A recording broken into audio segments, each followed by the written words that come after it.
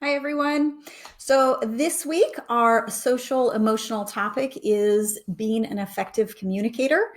If you got your packet this week, this is what the first page looks like. And the second page, talking about different communication styles. So, if you have your packet, pause the video really quick and go grab it. If you did not get a packet this week, that's okay. You can just work through it with me as we go through it. But pause it really quick and go grab your packet if you have these pages. Otherwise, just stick with me and we'll start working on them. So, last week we talked about feelings, and when you have big feelings, it can be really hard to communicate them in a respectful way. And so, we talk about the two really important parts of being an effective communicator. Because basically, when you're an effective communicator, you're telling people your thoughts and feelings in a way that they can really hear you. And so, the first part of being an effective communicator is the tone of voice you use. And we have talked about this in third, fourth, and fifth grade before. So none of this should be new information for you guys. So we have our aggressive, our passive, and our assertive tones of voice. And we're going to practice in the worksheets those three different tones of voices and what they sound like. And another thing that I talk about starting in first and second grade is using I statements. How you communicate, the words you use are really important when you're trying to get across your thoughts and feelings. So if you look right here, there are two examples. One is, you're so mean, you always want to go first and you never share. And the second example, I feel really frustrated when you won't take turns going first. Since you went first last time, I think it is fair if I go first this time. The first one is that aggressive response, and the other person is going to get defensive. They're going to want to argue with you, and you're probably going to make the problem bigger.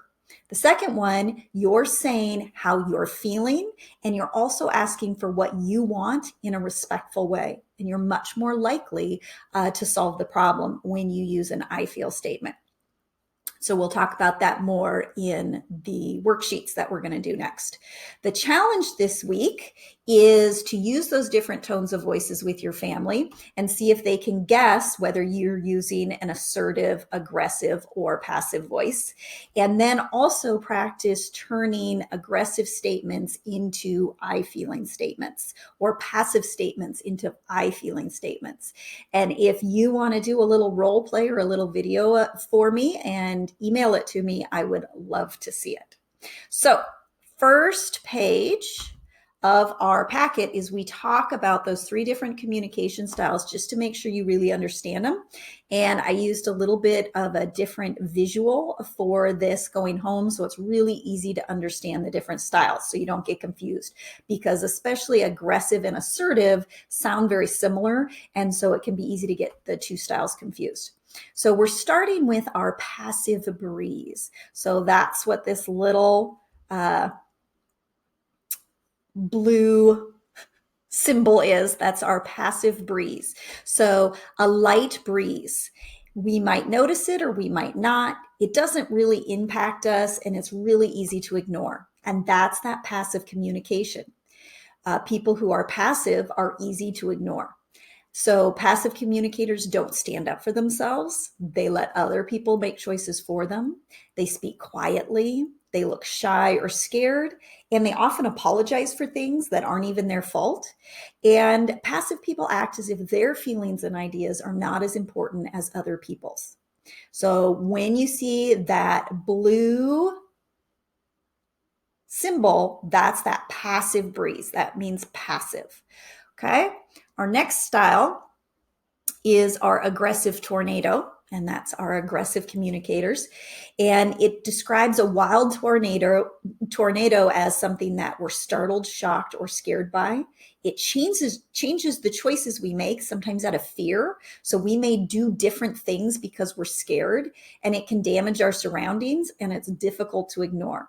So an aggressive communicator is really difficult to ignore. Aggressive people try to control others, sometimes by making them afraid. So they use intimidation. That's a vocabulary vocabulary word we talked a lot about when we talked about bullying. And to intimidate someone is to try to make them afraid. Aggressive people blame other people for their mistakes. They're loud and demanding. They use threats to get what they want. They interrupt often, and they don't listen to what other people have to say very well. And they don't respect the rights of others. They really think of themselves as what's important, and they don't really think about other people's thoughts and feelings. And then our last style is our assertive sun. So that's being an assertive communicator. So think of the warm sun. So we notice it, we feel it, it impacts us in a positive way, and it might change our choices, but it doesn't scare us. So an assertive person can impact other people, but in a positive way, not out of fear or by threatening someone. So assertive people respectfully say what they want or need. They don't blame others for their mistakes. They take responsibility for their actions. They use I statements to communicate. They listen to the ideas of others without interrupting them, and they stand up for themselves, but they also stand up for other people too. So that's being an assertive communicator. So those are those three styles. So when you see the blue breeze, that's showing a passive style. When you see the tornado, that's showing that aggressive style. And when you see the sun, that's showing that assertive style. So let's go to the next page. And the next page might look slightly familiar to some of you. It's one of the pages I do with fourth graders when we're talking about passive, aggressive, and assertive. And I just changed it up a little bit for you to do at home. Now, what I want you to do, if you haven't done this page yet, now that I've talked about passive, aggressive, assertive, and kind of reminded you of the three styles, I want you to pause the video and I want you to actually do this page first. If you don't have, and even if you don't have the actual copy, just do the parts that you can see on the screen, and then we'll go through it. You can pause it again when I flip the screen up to the next half and do those before we talk about it, because I want you to have your ideas down first before we go over it. But for those of you who are ready, let's jump in. So each situation has somebody responding in either a passive, an aggressive, or an assertive way. And I want you to have written down on the line which style you think it is. So the first one says, my best friend doesn't play with me at recess, so I find her after school and ask her why. So I think that's an assertive response, because you're not talking to her and assuming you did something wrong. That would be a passive response, just not saying anything. Or saying, why didn't you play with me? What's wrong with you? That would be more of an aggressive response. Or, well, she doesn't play with me, I'm not going to play with her. That's also an aggressive response. So that's an assertive response. You've identified a problem and you're trying to solve the problem in a respectful way. So you're asking, hey, why didn't you play with me? It might have been that her teacher kept her in because she had to finish something.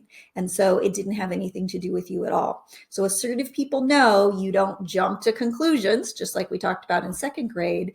You ask for more information in a respectful way. So the second one says, the teacher doesn't call on me, so I moan and put my head on my desk with a loud sigh. That is classic aggressive. I don't get my way, and I make sure you know that I'm unhappy about it. And that's a disrespectful thing to do in the middle of a classroom. So that would not be an assertive response. An assertive response is somebody would just put their hand down and know, okay, I'll try again next time. Everybody needs to get a chance. Next one says, I don't raise my hand in class because I'm not sure I have the right answer. That one is definitely a passive response. I'm shy, I'm not confident, so I won't take that risk and raise my hand. And so unless I am absolutely positive that I have the right answer, I'm not going to participate, because passive people are not those risk takers. The next one, my best friend is absent, so I ask a new group of kids if I can play. That's definitely an assertive response. That kind of goes to that tip of the week of make new friends.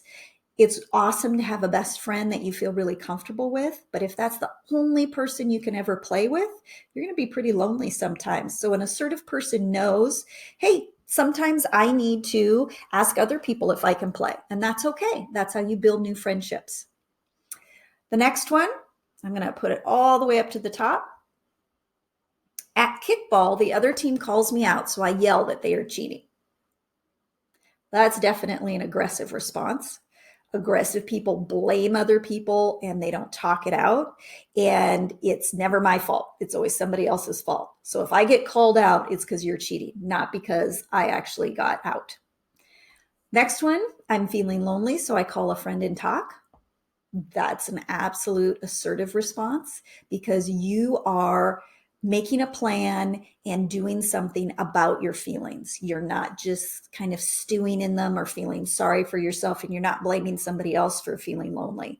You're actually coming up with a plan to solve that. So assertive people are good problem solvers. So if you see someone trying to solve a problem in a respectful way, they're using that assertive style. The next one, I didn't do my homework, and when I find out I'm missing the end of the month party, I complain to my parents that the teacher is being unfair. This one tricks kids sometimes, and they think it's aggressive because they're complaining and they're saying it's not fair that they missed the party. But the really key to this one is I complain to my parents that the teacher is being unfair. And that's the key, that it's a passive response, because what they're hoping is that their parents will call the teacher and kind of fight their battle for them.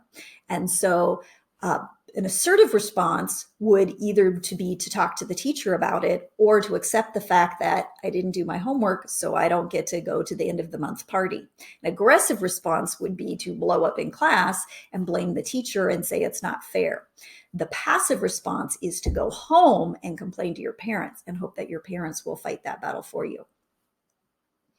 The next one, my brother refuses to share, so I talk to my parents about setting up a plan for taking turns. This is a good example of you're trying to problem solve. And sometimes if you've tried to talk it out with a sibling or a friend and it's not working, sometimes you need to get a grown-up involved and say, hey, can you help come up with what's fair?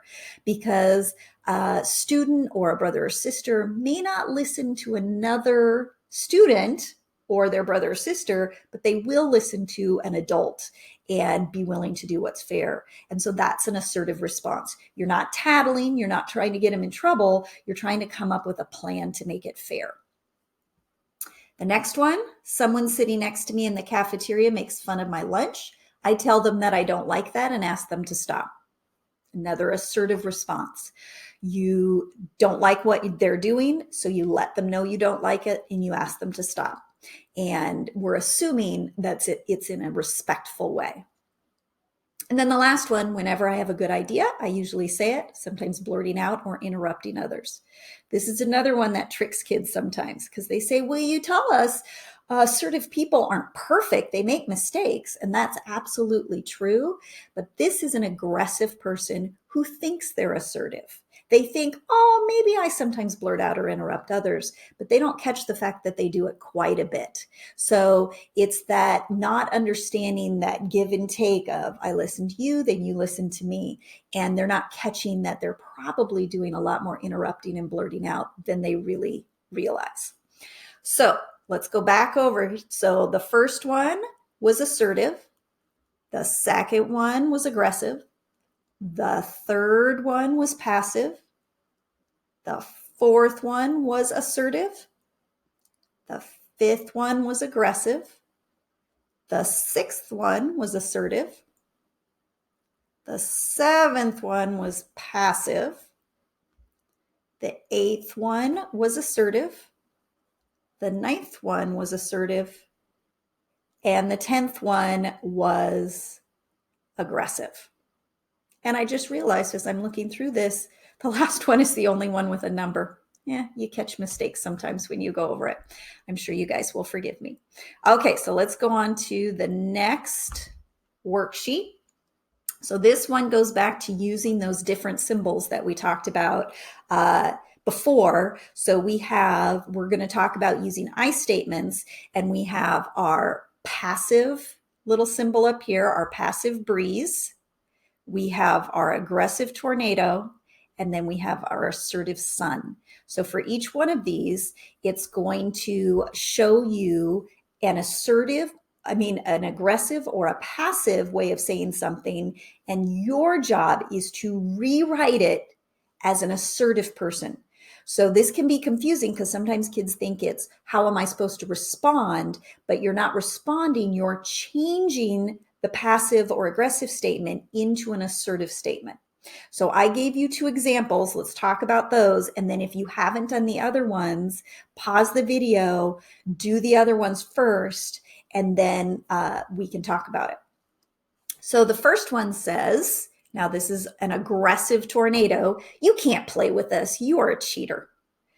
And so to turn that into an assertive statement, you still have that same feeling. I don't want to play with them because they cheat. But you need to say how you feel in an assertive way. And so an I feel statement would be, I feel frustrated when you don't play by the rules. Remember, if you call someone a cheater, they're immediately going to get defensive. So don't use name calling like cheater. Say what they're doing to cheat. They're not playing by the rules. If you want to play, you need to play fair. So you're asking for what you want. If you want to be able to play with us, then you need to play fair. So the next one is a passive statement. So we have our passive breeze. I don't care what we do, you can pick. So they're not giving their opinion, they're not sharing what they think. When they really do have an opinion, and that's the thing, most passive people do have an opinion. They have likes and dislikes. They just don't feel confident enough to share them. So instead, if we change it into an assertive statement, it could be, I like to play kickball. What do you like to do? So you're not being aggressive and saying, nope, this is what we're going to do. You're saying what you think, and then you're asking for what they think. And that's a way to make a fair decision and have that conversation.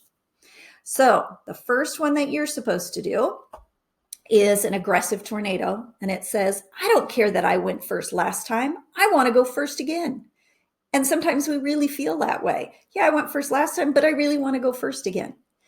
An assertive way to say an I feel statement might be, I feel really excited about pitching today. I know I went first last time pitching. Would it be okay if I went first again this time?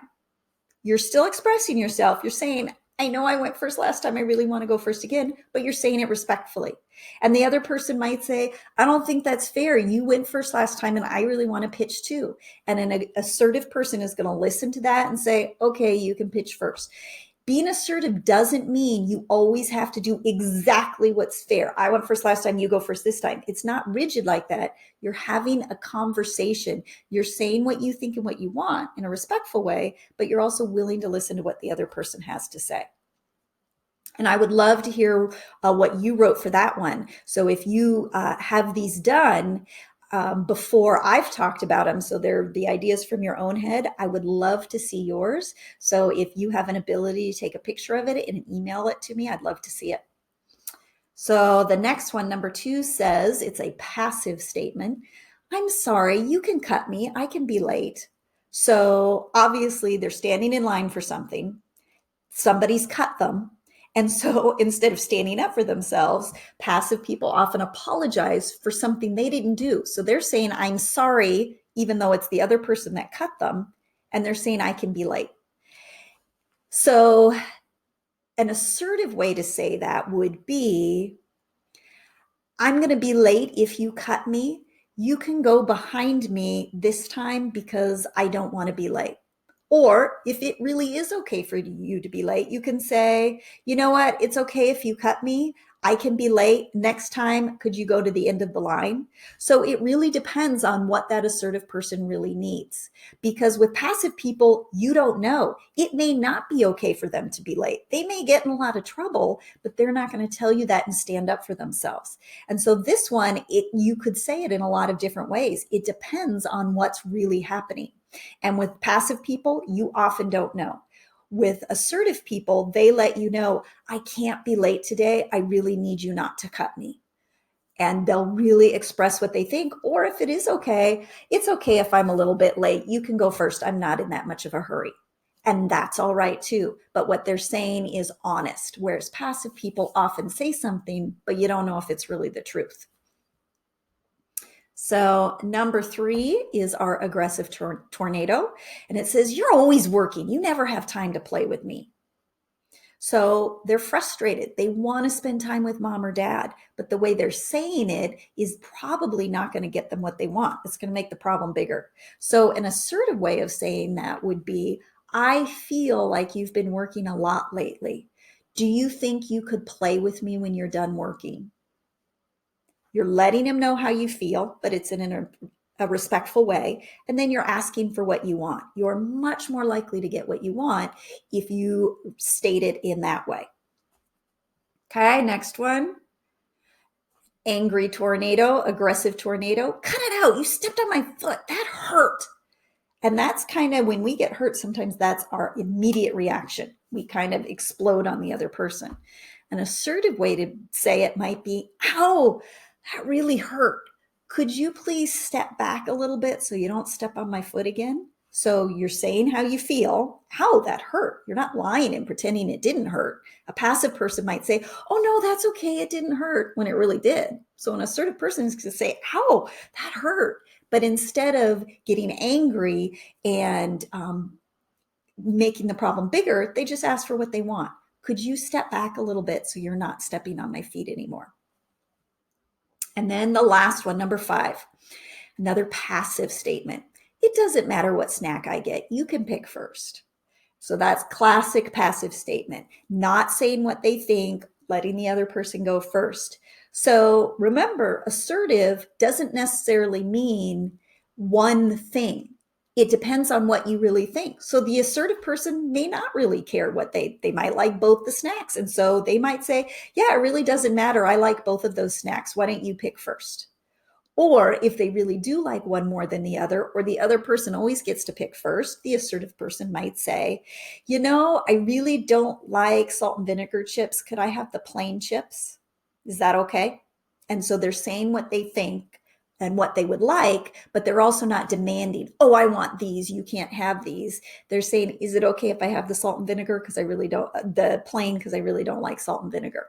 And so they're saying what they think. And so that's the thing with assertive people. You can trust what they say is what they're really feeling or thinking. With passive people, you're never quite sure because you're not sure if they're just trying to be nice. And so on the bottom, I gave you that challenge of role playing one of these situations. Have one person be the passive person and see how that situation plays out, and then have them talk in an assertive way and see how it plays out differently. And if you have the ability, I would love for you to send me a short little video so I can see you showing those assertive responses. Alrighty, so that's all we've got for this week. I will see you all next week. I hope you have a fantastic week in the meantime. Bye-bye.